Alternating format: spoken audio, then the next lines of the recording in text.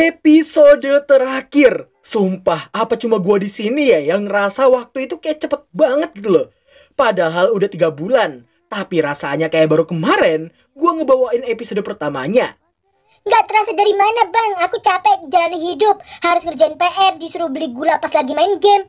Iya dek, iya, emang si adek kok yang paling ranah, Daripada kita ngerosting para bocil ori dan bocil berjenggot, mending kita semua fokus ke Yumiella-chan aja. Tapi sebelum itu, tolong di-push dulu tombol subrek, like, dan aktifin lonceng notifikasi di bawah, biar channel WOM2 kita bisa mencapai 200.000 subrek di tahun ini. Buat yang mau follow gua, sikat aja langsung link yang gua sediakan di bawah. Dan kalau mau support dalam bentuk lain, join aja membership WOM2 yang harganya cuma gocengan. So, tanpa berlama-lama lagi, mari kita mulai. Aku Yakureijo Reberu Kyujukyu, episode terakhir.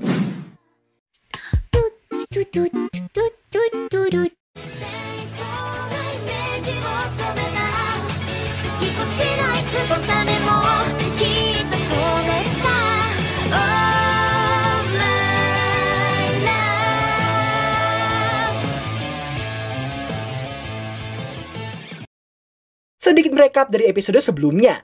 Setelah cukup lama bersama Patrick tanpa menyadari perasaannya sama sekali, pada akhirnya Yumiella dan juga si Patrick menjadi pasangan sehari sebelum rencana penyerangan Raja Iblis. Di tengah parti Yumiella yang diutus untuk melawan sang Raja Iblis, pasukan gabungan antara tentara kerajaan, para bangsawan, dan para murid terpilih nampak akan menjadi perisai kerajaan dari penyerbuan pasukan Raja Iblis. Untuk berjaga-jaga, Patrick memberikan sebuah jimat perlindungan kepada Yumiella tepat sebelum mereka berangkat melaksanakan tugas masing-masing.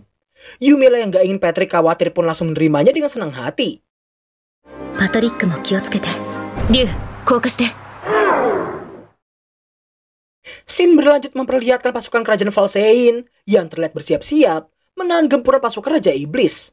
Hebatnya di sini, meski jumlah monster yang menyerbu sangatlah banyak, namun pasukan Valsein masih mampu mendominasi pertempuran. Para murid yang dipimpin oleh Patrick pun diarahkan untuk mundur supaya dirinya bisa membuat sebuah tembok tanah. Gak lama kemudian, para murid harus dibuat sangat-sangat ketakutan begitu mendapati pasukan Raja Iblis yang ternyata punya seekor naga.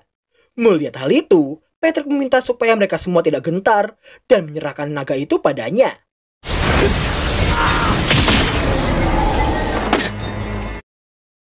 Ya, untungnya di sini si Patrick udah leveling brutal sampai level 60.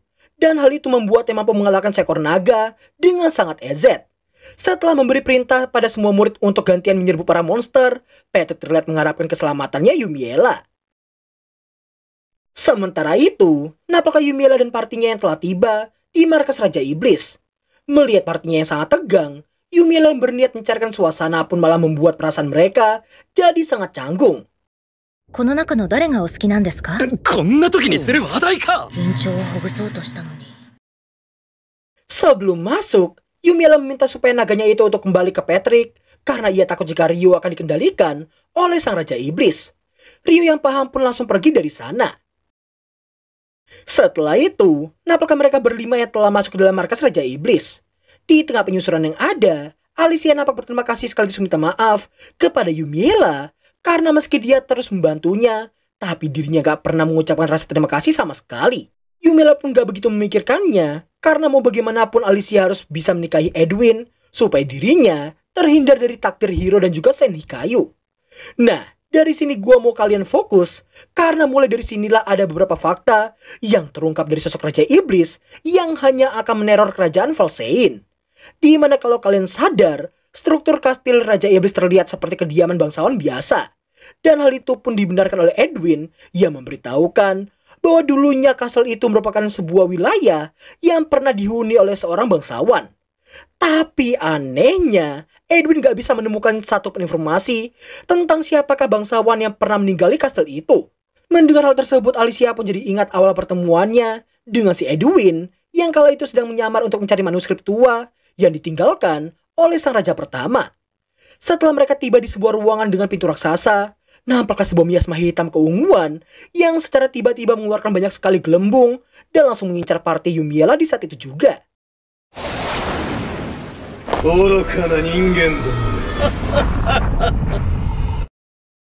Melihat kemunculan sang Raja Iblis, sontak Edwin pun langsung diminta untuk menghadapinya terlebih dahulu.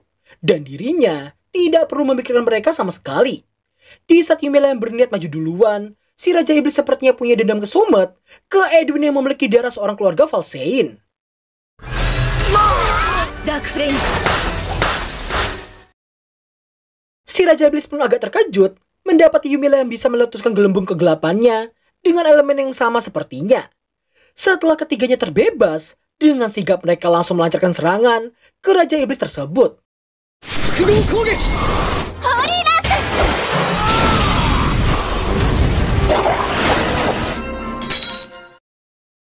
Goblonya di sini bukannya membawa banyak jimat perlindungan, masing-masing dari mereka cuma membawa satu biji doang. Alhasil mereka pun langsung tumbang setelah kehilangan satu dari dua nyawa yang mereka miliki. Yumiela pun menduga level Alicia dan yang lainnya belum cukup sama sekali untuk berhadapan dengan sang Raja Iblis. Di tengah kacaunya rencana mereka, nampaknya Yumiela yang bersiap dengan pedangnya untuk buy one dengan si Raja Iblis.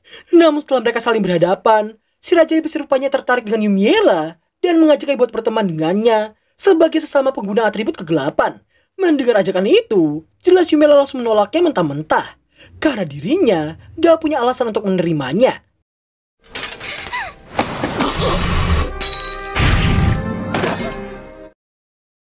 Lihat kan, ini yang gue maksud dua nyawa.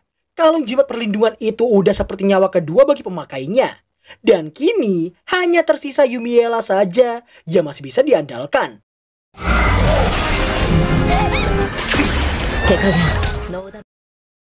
Simpelnya, si Raja Iblis bisa mencekik Alicia karena yang dipakainya itu adalah serangan fisik dan bukan atribut kegelapannya. Sedangkan Yumiela yang tahu semua hal tentang atribut kegelapan pun berhasil menyelamatkan Alicia dengan memanfaatkan pengetahuan tersebut.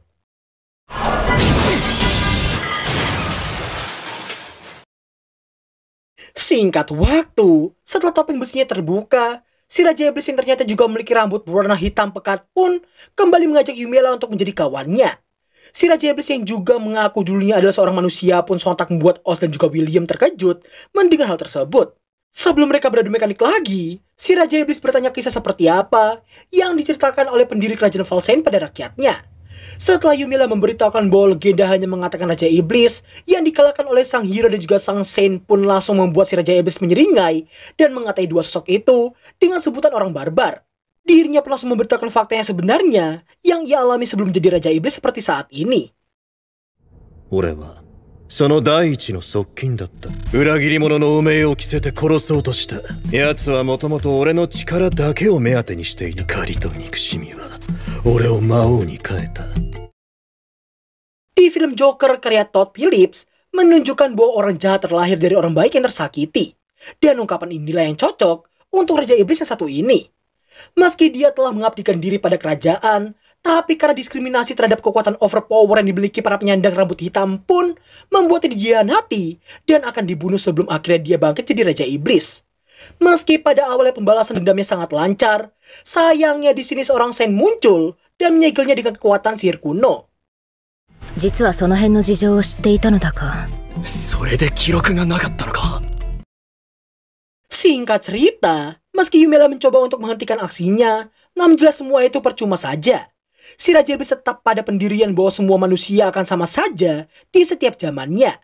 Dirinya justru melempar balik ke Yumiela, yang pasti juga merasakan apa yang dia rasakan sebelumnya. Yumiela mengaku pernyataan Raja Iblis barusan tidak sepenuhnya salah. Namun Raja dan juga Ratu di zaman ini menerimanya tanpa diskriminasi sama sekali.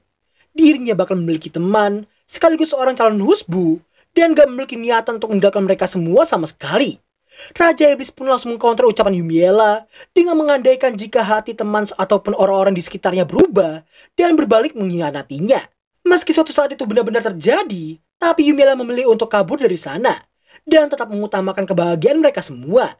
Dirinya bakal memberi saran supaya si Raja Iblis kabur dan bersembunyi di suatu tempat daripada menjadi sosok villain seperti saat ini.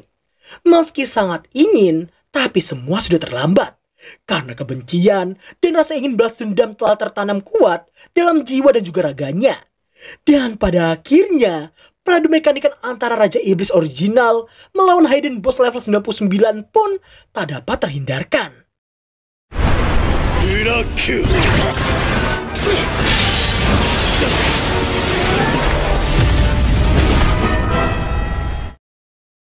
Setelahnya, nampaknya mereka semua yang berhasil selamat berkat Holy Shield-nya si Alicia. Namun di tengah-tengah rasa terima kasih yang diberikan oleh Edwin dan kawan-kawan, secara tiba-tiba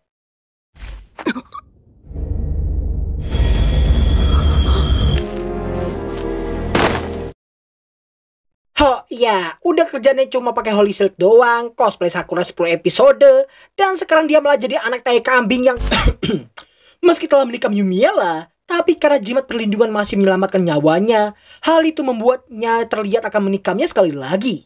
Di tengah Edwin dan kawan-kawan yang masih menahan pergerakan Alicia, nampaklah Yumiella yang mewajarkan tindakan Alicia beban yang saat ini sedang dikendalikan oleh sistem game Hikayu yang masih menyelesaikan plot dengan memastikan kematian Yumiella yang diketahui merupakan seorang hidden boss. Yumiella pun bersyukur dan berterima kasih pada Patrick yang telah memberinya sebuah jimat perlindungan seperti itu. Karena jika dia gak memakai item itu, mungkin dia akan langsung mati begitu aja.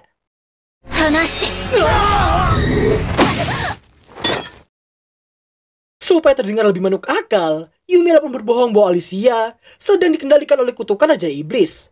Setelah kembali tersadar, sayangnya di sini sistem belum melepaskan kehendak atas tubuh Alicia sepenuhnya. Melihat Alicia yang mencoba melawan tapi sia-sia, Yumiella yang pada awalnya ingin menggunakan kekuatannya tapi takut jika bablas akan membunuhnya pun membuat memanfaatkan situasi yang ada untuk terlepas dari dua takdir yang sangat mengerikan, yaitu takdir diangkat jadi seorang Sen dan menikah dengan Edwin, sekaligus takdir kejam bunuh Alicia karena terpaksa. アリシアさんを止めてください。やめるんだアリシア。いいぞエドウィン、もっと強くアリシアさんに声を。力を振り絞るんだ。みんなの声が聞こえますか？ Belum paham? Oke, mari gue jelasin. Intinya itu si Yumiella berniat membuat scene dramatis meski nada bicaranya sangat datar. Dimulai dari menyuruh si hero untuk meluk protagonis utamanya, nyuruh Oz dan juga William meneriakkan kata-kata mutiara supaya Alicia bisa terlepas dari kutukannya, sampai akhirnya Alicia, 愛している。新しい勇者と聖女の誕生に拍手。 sekali dayung 2-3 pulau terlampaui. Peribahasa yang sangat cocok untuk aksi Yumiella barusan. Namun tanpa disadari oleh Yumiella, aksinya barusan telah melahirkan dua jomblo abadi karena satu-satunya cinta mereka kini telah direbut oleh bestie mereka sendiri. Setelah menyatukan Edwin dan juga Alicia seperti di dalam game, nampaklah situasi yang belum kondusif sama sekali. Dan masih ada cukup banyak pasukan monster yang datang menyerbu lokasi mereka saat ini. Demi melampiaskan rasa frustasi pasca kena tikung bestie sendiri, Oz dan juga William pun auto melibas banyak sekali pasukan monster yang datang di sana.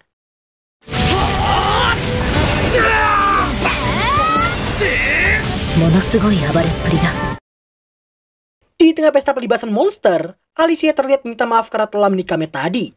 Dirinya pun bertanya luka yang dialaminya barusan. Meski aslinya udah sembuh, tapi Yumiella mengaku masih butuh waktu untuk pulih. Setelah berjanji akan berjuang lebih keras lagi untuk membantunya, nampak Alicia yang pergi untuk membantu Edwin yang kesusahan.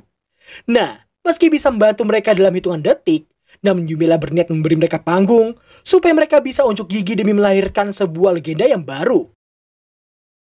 Nggak lama setelahnya, nampaknya Patrick yang datang bersama Ryu.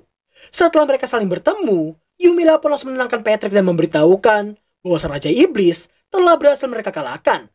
Edwin lalu bertanya gimana dengan kondisi kerajaan mereka. Patrick pun memberitahukan bahwa mereka telah berhasil mengalahkan sebagian besar pasukan Raja Iblis yang menyerbu. Oleh karena itulah si Kapten Adolf meminta Patrick untuk datang membantu mereka berlima. Dan pada akhirnya, mereka pun kembali bersama Ryu dan juga Patrick. Setelah Edwin memberitahukan sang Raja Iblis yang telah berhasil mereka kalahkan, seketika itu pula semua pasukan langsung bersorak penuh semangat mendengarnya. Sementara itu, nampaknya Patrick yang menanyakan Yumiella yang gak mau ikutan bersorak di sana. Dan jawaban Yumiella abis ini akan memperjelas hubungan mereka berdua ke depannya. 私はここがいいの。 Keesokan harinya, parade pun diadakan untuk memperingati hari kemenangan Kerajaan Valsein terhadap sang Raja Iblis. Edwin pun terlihat melaporkan detail pertempuran mereka pada sang raja. Meski Alicia tetap akan dihukum karena telah menikam Yumiella, tapi karena Yumiella yang menjelaskan bahwa Alicia saat itu sedang dikendalikan oleh kutukan Raja Iblis, dirinya pun yakin hukuman Alicia pasti akan sangat diringankan. Setelah melalui hari yang sangat panjang, pada akhirnya mereka semua bisa kembali ke kehidupan damai di sekolahan. Dengan Yumiella yang sesekali berlatih dengan Oz dan juga William. Hanya 3 tahun lagi sebelum nantinya Yumiella akan mengambil alih keluarga Darkness-nya dan mengurusi semua wilayah keluarganya tersebut. Scene anime ini pun ditutup dengan Yumiella yang ingin membantu Patrick supaya levelnya bisa sama sepertinya, sekalian juga mengumpulkan sejumlah rare item di sebuah dungeon baru di utara. 好きなようにしてくれ。嬉しい。リュウ、お願い。 Dan berakhirlah alur cerita anime Akuyaku Reijo Reberu Kyujukyu episode terakhir. Jangan di close dulu, karena gua mau ngasih info soal Ninja Kamui. Sekalian juga mau ngasih rating untuk anime Akuyaku Reijo level 99 ini. Oke, yang pertama adalah informasi soal Ninja Kamui. Sebenarnya episode 5-nya udah gua bikin. Tapi pas gua pikir-pikir lagi, Itu anime kok makin brutal. gua takutnya kena dolar koneng, guys. Loh bang, gak apa-apa bang. Pokoknya viewer senang. Pala bapak kau botak. Dolar koneng itu artinya para YouTuber gak bakal dapet cuan, guys. Dan alhasil gak bakal punya tabungan yang cukup. Dan hal itu berakhir dengan si YouTuber akan kehilangan konsistensi, kinerja, dan juga semangat buat terus konten. Apalagi nih ya, si Ninja Kamui itu kan baru rilis di pertengahan Februari kalau gue nggak salah ya. Yang membuat anime tersebut akan makan jatah anime spring depan, alias jatah anime baru. Jadi entah gue akan lanjut atau enggak, itu kembali ke analisa gue nantinya mungkin ya. Kedua, rating anime Akuyaku Reijo ini. Cukup banyak dari kalian yang nanya kok gue nggak pernah ngasih rating. Nih gue kasih rating sekarang. Karena anime ini cukup ya epictos momentos banget nih ya. Dan karena udah sesuai dengan temanya yaitu otome game, yang mana berkat Babang Patrick kita bisa melihat percikan cinta dari sang hidden boss level 99 ini. Maka dari itu nih ya, gua akan memberikan rating 8,5/10 untuk keseluruhan aspek dari anime ini. So, mungkin segitu aja video kita kali ini. Kalau ada salah kata, silahkan diambil positifnya aja. Thanks for watching, dan sampai jumpa di video gua yang lainnya. Bye-bye.